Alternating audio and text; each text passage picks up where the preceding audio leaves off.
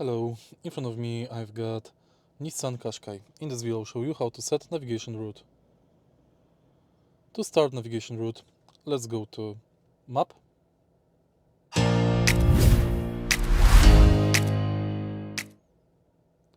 And now go to Destinations. You can select from previous destinations, categories or saved. Or you can enter destination manually.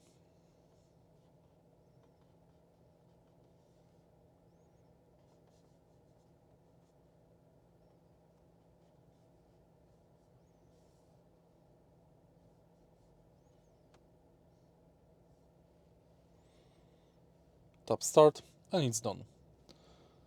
Krakow Clean Transport Zone en route. To stop navigation route, simply press X. If you find this video helpful, please leave like, comment and subscribe.